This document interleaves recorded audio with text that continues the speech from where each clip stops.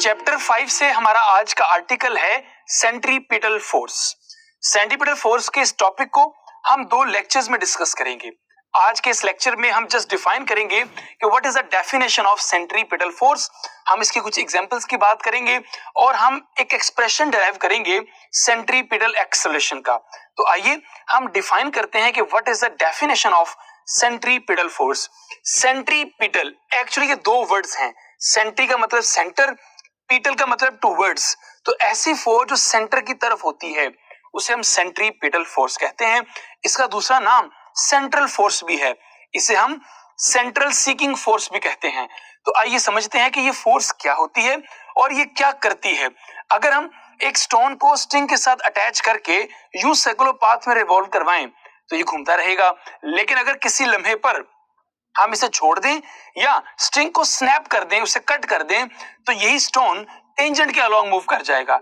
ये देखिए, जब हम इसे रिवॉल्व करवा रहे थे, जैसे हमने इसको कट डाउन किया, it will move along the tangent. ये स्ट्रेट पाथ में ट्रेवल कर गया। तो यहां से हमें ये बात समझ आई कि जब तक स्ट्रिंग को आपने कट डाउन नहीं था किया तो कोई ना कोई ऐसी फोर्स थी जो इस स्टोन को सर्कुलर पाथ में रिवॉल्व करवा रही थी और उसे टेंजेंट के अलोंग, स्ट्रेट पाथ के अलोंग नहीं जाने दे रही थी। उसी फोर्स का नाम डियर स्टूडेंट्स सेंट्रीपिटल फोर्स है। तो हम ये कह सकते हैं कि ऐसी फोर्स जो किसी बॉडी के स्ट्रेट पाथ को, नॉर्मली स्ट्रेट पाथ को बेंड करके सर्कुलर पाथ में कन्वर्ट कर दे, that force is called centripetal force. So I can define force needed to bend normally, यानी ये बेंड करती है किसको, नॉर्मली स्ट्रेट पाथ को इनटू अ सर्कुलर पाथ। तो ऐसी फोर्स को हम सेंट्रीपिटल फोर्स कहते हैं। इसका फार्मूला आपके पास क्या होगा, अगर हम ये लिखें, इसी फार्मूला का भी हम डिराइव भी करेंगे। सो इसका सिंबल रिमेंबर रखिएगा, इसका सिंबल आपके पास है FC, SC for centripetal, F for force. इसका सिंबल आपके पास FC है, तो I can write down FC that is equal to M mass of that body, V is the tangential velocity and R is the radius of the circle. So this is the formula of centripetal force. मैंने अभी आपसे कहा कि इस force की direction हमेशा कहाँ होगी, तो towards the center of circle. So मैं ये कह सकता हूँ FC, इसकी जो डायरेक्शन है ये होगी towards the center of circle, towards the center of circle। अगर हम यहां बात करें कि इसका यूनिट क्या होगा, एक्चुअली ये फोर्स है तो इसका यूनिट डेफिनेटली न्यूटन होगा। तो हम इसके यूनिट्स की बात भी करते हैं। What is the unit of centripetal force. इसके यूनिट को हम कुछ यूं लिखेंगे, इसका यूनिट न्यूटन है, कैपिटल N उसका सिंबल है। In terms of base units आप इसे लिख सकते हैं किलोग्राम मीटर पर सेकेंड स्क्वायर। हम यहीं पर इसकी डायमेंशंस की बात भी कर लेते हैं। किलोग्राम इज अ मास और डायमेंशन इज कैपिटल M। उसके बाद देखिए, metre is the length L and second is the time MLT -2। अब यहां पर एक सबसे इंपॉर्टेंट बात यह है कि जब ये स्टोन सर्कुलर पाथ में रिवॉल्व कर रहा था, इसे सेंट्रीपिटल फोर्स कहां से मिल रही थी।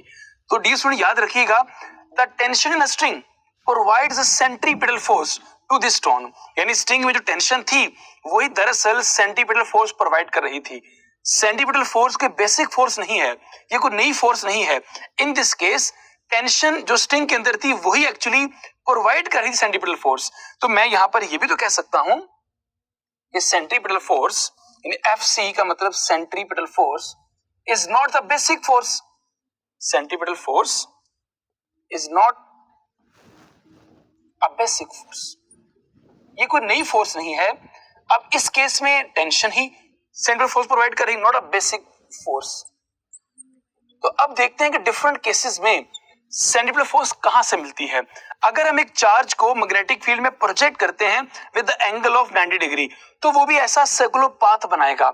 अब इस केस में चार्ज को फोर्स कहां से मिल रही है, तो in this case magnetic force provided necessary centripetal force. So in this case centripetal force is provided by magnetic force. अगर देखिए, अगर एक कार सर्कुलर पाथ में यूं रिवॉल्व कर रही है तो इसको घुमाने के लिए फोर्स रिक्वायर है and that force is called centripetal force. अब सवाल यह है कि यहां पर इस कार को सेंट्रीपिटल फोर्स कहां से मिल रही है?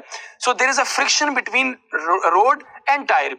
तो रोड्स और टायर के बिटवीन जो फ्रिक्शनल फोर्स है वही इस कार को सेंट्रीपिटल फोर्स प्रोवाइड कर रही है। इसी तरह satellites revolve around the earth. Satellites को सेंट्रीपिटल फोर्स कहां से मिल रही है? अर्थ की जो ग्रेविटेशनल फोर्स है वही इन सैटेलाइट्स को सेंट्रीपिटल फोर्स प्रोवाइड कर रही है। नेक्स्ट देखिए, electron revolve around the nucleus. तो न्यूक्लियस पे चार्ज पॉजिटिव है, इलेक्ट्रॉन पे चार्ज नेगेटिव है। सो इनके बिटवीन एक कूलम्स फोर्स है, इलेक्ट्रोस्टैटिक फोर्स है, वही फोर्स इन इलेक्ट्रॉन्स को सेंट्रीपिटल फोर्स प्रोवाइड कर रही है। तो हमने ये देखा कि सेंट्रीपिटल फोर्स डिफरेंट केसेस में डिफरेंट फोर्सेस से मिल सकती है। सो दैट्स व्हाई मैंने ये कहा centripetal force is not a basic force. Dear students, याद रखिएगा वेलोसिटी एक वेक्टर क्वांटिटी है। वेलोसिटी में दो चीजें हैं, एक वेलोसिटी की मैग्नीट्यूड जिसे आप स्पीड कहते हैं, दूसरा वेलोसिटी की डायरेक्शन। अगर स्पीड और डायरेक्शन में से कुछ भी बदल जाए तो वेलोसिटी बदल जाती है। अगर वेलोसिटी बदल जाए तो बॉडी में एक्सेलरेशन प्रोड्यूस हो जाता है। कंसीडर कीजिए, एक बॉडी यूनिफॉर्म स्पीड के साथ सर्कुलर पाथ में रिवॉल्व कर रही है। मैंने ये कहा कि उसकी स्पीड यूनिफॉर्म है, लेकिन सर्कुलर पाथ में हर पॉइंट पर उसकी डायरेक्शन चेंज होती है। डायरेक्शन चेंज होने का मतलब वेलोसिटी बदल गई। अगर वेलोसिटी बदल गई तो उस बॉडी में एक्सेलरेशन होगा। तो आइए अब हम उसी एक्सेलरेशन की बात करते हैं। ये आपके पास एक सर्कल है जिसमें एक बॉडी यूनिफॉर्म स्पीड से रिवॉल्व कर रही है। This is the centre of a circle, जिसे मैंने ओ से शो किया।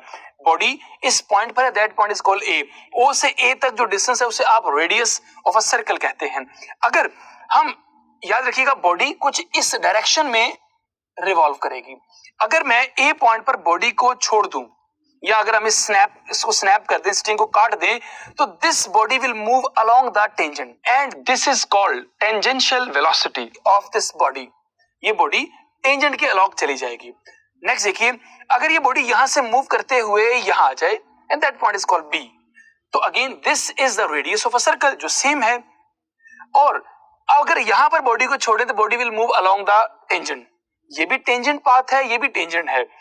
अब देखिए, जब बॉडी ए से बी तक गई, उसने एक एंगल कवर किया, that angle is called theta, angular displacement आप इसे कह सकते हैं। तो देखिए, ए पॉइंट पर ये डायरेक्शन है, बी पॉइंट पर ये डायरेक्शन है, वेलोसिटी में चेंज आ रहा है, मींस डायरेक्शन में चेंज आ रहा है, तो इस बॉडी में एक्सेलरेशन प्रोड्यूस हो जाएगा। यहां पर देखिए, ए से बी तक अगर मैं बात करूं तो ये जो पाथ है इसे हम आर्क कहते हैं, इज अ कर्व पाथ। लेकिन अगर मैं ए से बी जाते हुए जो टाइम इंटरवल है वो शॉर्ट कर दूं तो ये पॉइंट बी ए के क्लोज हो जाएगा। अगर टाइम और शॉर्ट किया जाए तो पॉइंट बी ए के और क्लोज हो जाएगा। ये इतना क्लोज हो जाएगा कि अगर मैं यहां से स्ट्रेट लाइन ड्रॉ करूं तो ये कर्व लाइन और ये स्ट्रेट लाइन दोनों अप्रोक्सीमेटली बराबर हो जाएंगे। तो मैं कह सकता हूं कि if delta T is very small, time interval is very small, what is delta T? जो टाइम उसको ए से बी तक जाते हुए लगा, delta T is very small, it is approaches to zero. तो फिर क्या होगा? फिर ये जो ए से लेकर बी तक एक कर्व पाथ था, यानी कर्व पाथ जो था ये, और जो स्ट्रेट पाथ है, यानी ये दोनों इक्वल हो जाएंगे, इक्वल हो जाएंगे। और इस डिस्टेंस को हम कह देते हैं, this is called S. So both are equal to S if the time is very short. तो अब देखिए, वेलोसिटी के बदलने से एक्सेलरेशन कैसे आता है हमें मालूम है। अगर हम यहाँ पर फॉर्मूला यूज करें, using the relation, what is the formula of acceleration?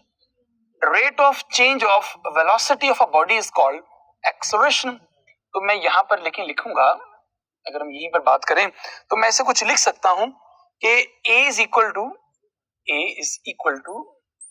Delta V divided by delta T। इसे आप इक्वेशन नंबर 1 का नाम दे दीजिए।